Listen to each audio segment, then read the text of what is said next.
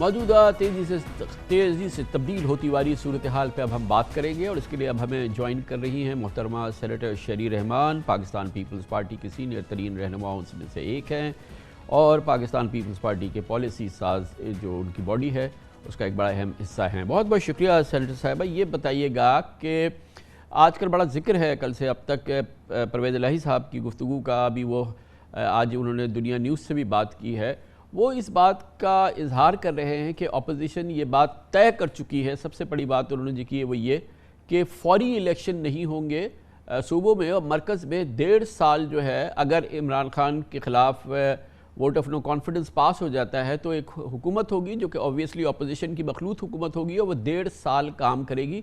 फौरी इलेक्शन जो हैं वो कार्ड्स पे नहीं हैं। क्या ये एक्यूरेट रिप्रेजेंटेशन है जो इस वक्त की सिचुएशन है उसकी? देखिए, जो इस वक्त सिचुएशन है, कामरान साहब आप मुझसे बेहतर जानते हैं।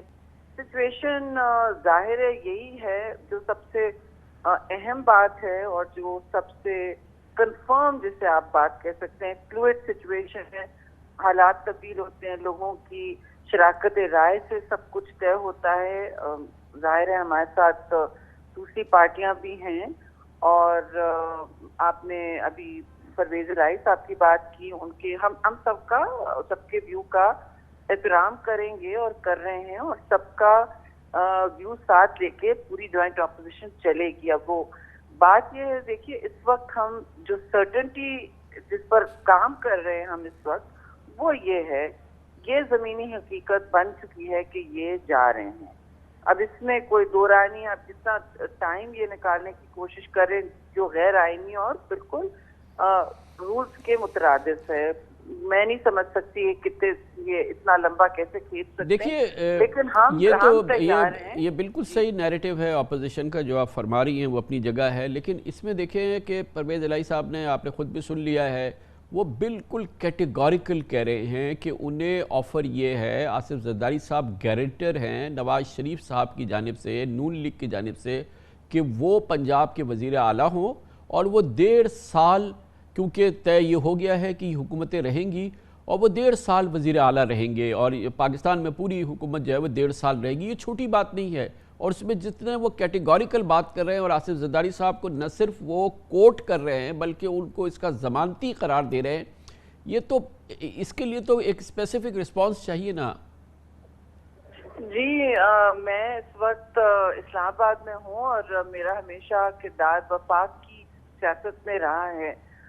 जो भी सूबों में अब तय हो रहा है, जाहिर जरदारी साहब हैं, हमारे बड़े हैं, और शहबाज शरीफ साहब हैं, जिन्होंने जो भी फैसले उन्होंने करने हैं वो हैं, मौलाना फजलुर रहमान हैं, जो बड़ी पार्टियां हैं और जो साथ फिर आ भी रहे हैं, उनके फैसले हमारे लिए बिल्कुल काबिल एहतराम है और वही होगा जो फाइनल इनके फैसले होंगे। मैं इस वक्त ना इस बात की तरदीद कर सकती हूँ, ना इस बात को कि कंफर्म कर सकती हूँ कि ये हुआ। ये बातें आप सिर्फ पंजाब की हद तक ये कह रही हैं या सेंटर की में भी आप कह रही हैं? विफाक में तो आप बराह रास्त हैं और जाहिर है कि आप कोई बड़ी पॉलिसी बन रही है, कोई हिकमत हो रही है, कोई स्टांस लिया जा रहा है, तो आपके बगैर तो नहीं हो सकता कि मरकज़ में भी हुकूमत रहेगी या मरकज़ में फौरी इलेक्शन होंगे या वहाँ भी 1.5 साल बाद जो है फिर नए इलेक्शंस कॉल किए जाएंगे? जी देखिए, हमारी तरजीह इस वक्त खासतौर से पीपल्स पार्टी की, मैं उसी की इस वक्त बात कर सकती हूँ और फिर हमें भी शराकत राय से चलना आता है और हमने 116 मेंबर्स के साथ गवर्नमेंट चलाई थी पिछली MNS के साथ और बहुत एहसन तरीके से चलाई थी। बड़ी बड़ी तरामीम उस वक्त में आई और अभी तक होल्ड कर रही हैं। आप ये देख लें कि हम चाहते हैं कि जो ये जिस तरह ये निज़ाम आया है, बहुत ही मुतनाज़ा इलेक्शन और मतलब RO और दूसरे जो उनके आपने सारा निज़ाम देखा था, इलेक्टोरल रिफॉर्म नहीं हुआ, तो हम चाहते हैं कि तेजी से इलेक्टोरल रिफॉर्म हो, सब इसमें मिल बैठ के एक मैच्योर तरीके से जैसे पहले पार्लियामान काम करता था उसी तरह करे और जो हम इलेक्शन की तरामीम लाना चाहते हैं इलेक्शन एक्ट में, वो हम इस मौके में, इस पीरियड में लेके आए और फिर इलेक्शन की जाए। ये पीपल्स पार्टी की कंसिडर्ड اور بہت مستقل پوزیشن رہی ہے کہ ہم ایسے سچویشن میں ہم ہر چیز ہمیشہ جڑوں سے دیکھنا چاہتے ہیں، فاؤنڈیشن کو ٹھیک کرتے چلے جائیں اور سسٹم کو، جمہوری سسٹم کو مستحکم کریں. ایسا نہ ہو کہ پھر ہم جلد بازی کر کے الیکشن کر لیں. اس نظام کے ذریعے تو نہیں ہو سکتا جی، کیونکہ وہ ایک پھر سے ایک متنازع سچویشن بن جائے گی. جی، مگر اس سے پہلے بہرحال یہ ووٹ آف نو کانفیڈنس اور اس کے لیے ایک بڑا ایک مضبوط گروپ چاہیے. اب جیسے کہ آپ کی جو پی ٹی آئی کے الائز ہیں ان سے بات ہو رہی ہے، ایم کیو ایم سے بھی بات ہوئی ہے، انہوں نے بھی بڑا اسپیسیفکلی بتایا کہ جو ان کو لافٹی جو آفرز دی گئی ہیں پیپلز پارٹی کی جانب سے، اس سے آپ فیملیئر ہیں کچھ؟ دیکھیے آفرز بھی جو ہیں وہ فیملیئر ہوں یا نہ ہوں، میرا اس وقت مینڈیٹ نہیں ہے کہ میں آپ کے کسی بھی پروگرام پہ ڈسکس کر سکوں. آفرز اس قسم کے ماحول میں ضرور ہیں، ان کے بھی سب کے مطالبات تو ہوتے ہیں، اور یہ ایک سیاسی مطلب اس سیاست کا ایک حصہ ہے جو آپ بھی مجھ سے بہتر جانتے ہیں، ایک پروسیس میں ہے، ایک عمل کے ذریعے ہے. اور جب یہ جماعتیں، جب بھی دے آر موسٹ ویلکم، جب بھی آئیں گی اپنا اناؤنسمنٹ اور فیصلے کریں گی، تو انشاءاللہ پھر ہم ایک ایسا طریقے سے ایک سیاسی حل نکال کے جو سب کو قابل قبول ہو. ایم کیو ایم کے حوالے سے چلیں گے.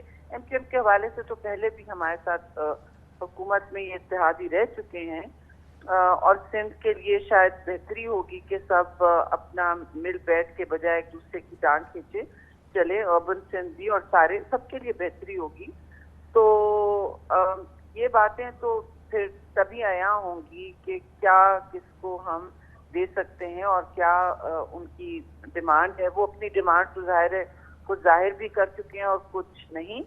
تو ہماری تو ہمیشہ کوشش ہوتی ہے کہ جو بھی الائز ہیں، چاہے ہم فیڈرل گورنمنٹ میں ہوں یا کہیں بھی، آپ نے ریکارڈ دیکھا پیپلز پارٹی کا، ہم سب کو اکوموڈیٹ کرنے کی کوشش کرتے ہیں، کسی کو اپنے سے بڑا نہیں سمجھتے. اور ہمیشہ ایک خاص طور سے جب کوئی بھی اقتدار میں فارمولا بنے یا بیٹھیں تو پھر تو ہم سب کو کنسنسس کے ساتھ لے کے چلتے. پھر میں آپ سے کہوں گی 116 کے ہاؤس میں ہم نے پوری نیشنل سیکیورٹی مطلب فریم ورک بدل دیا. ٹیررزم کے خلاف آج تک چل رہے ہیں آپ کے. اب جا کے آپریشنز کا یا ان کے پیچھے جو نظریہ ہے وہ تھوڑا چیلنج ہوا ہے، مگر ریزولوشنز بنے تھے جس کے بنیاد پر پاکستان کی تحفظ ہوئی خارجی اور سیکیورٹی طور پر. یہ بتائیے گا کہ آپ کی بڑی نگاہ رہتی ہے، آپ لکھتی ہیں، آپ بولتی ہیں، آپ انالیسس کرتی ہیں انٹرنیشنل ایشوز پر. یہ پاکستان کی ایک بڑا ایونٹ ہو رہا ہے، یہ جو OIC کانفرنس ہو رہی ہے. 48 مسلم ممالک کے فارن منسٹرز یہاں آ رہے ہیں. اسی دوران جو ہے وہ ریکوزیشن کر لیا ہے، اپوزیشن نے جو ہے وہ ریزولوشن موو کیا ہے پرائم منسٹر کے خلاف. کیا یہ ویٹ نہیں کر سکتی تھی کہ یہ ایونٹ گزر جائے اس کے بعد یہ عمل شروع ہو؟ کیونکہ ایک اس قسم کی کشمکش یہ ایونٹ ہو جاتا اس کے بعد شروع ہوتا، پھر چاہے وہ پرائم منسٹر آؤٹ ہو جاتے. اس کو ڈیفر نہیں کیا جا سکتا تھا؟ یہ کوئی اس کی کوئی آپ نے کی امپورٹنٹ بات تھی. خارجہ امور کے حوالے سے ہم ایک بہت بند گلی میں ویسے ہی دھکیل دیے گئے ہیں. کچھ اپنی اس میں فالٹ ہے، قصور ہے، کچھ باہر کے لوگوں کا بھی اس میں بہت بڑا ہاتھ ہے اور کچھ حالات کا بھی جبر ہے.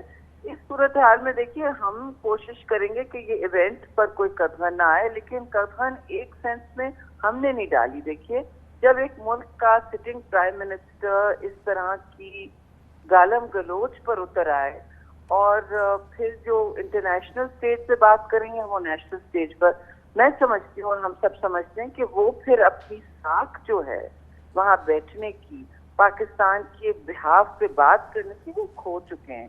ہم پھر بھی کچھ نہیں کریں گے کہ اس دن کوئی دنگا کیا، فساد کیا. ہم اس طرح کے لوگ نہیں ہیں. ہم نے پیپلز پارٹی نے تو مارچ نکالا، 10 دن ایک کمرہ نہیں توڑا، اور ہم نے 126 دن دھرنا دیا. وہ جب آپ کو یاد ہے چائنیز پرائم منسٹر آ رہے تھے تو انہوں نے دھرنا دیا ہوا تھا، وہ پیچھے ہٹے. ہم یہ اس قسم کی حرکت نہیں کرتے جی. ہم پاکستان کا مفاد پہلے رکھنا ہے. یہ اقتدار آنی جانی چیز ہوتی ہے جی. ہم اگر آئیں بھی تو پھر ہمیں ضرور جانا بھی ہوگا ایک دن. یہ بات ہم سب کو سمجھ لینی چاہیے اور حوصلے سے کام کرنا چاہیے. انہوں نے اپنی ساکھ خود اتنی بری طرح مجروح کی ہے کہ شرم آتی ہے کہ بندہ کہے کہ جی یہ ہمارے مقتدر حلقوں میں سے سب سے اول ہیں. یہ بہت شکریہ. سینیٹر شریر رحمان ہمارے ساتھ موجود تھی.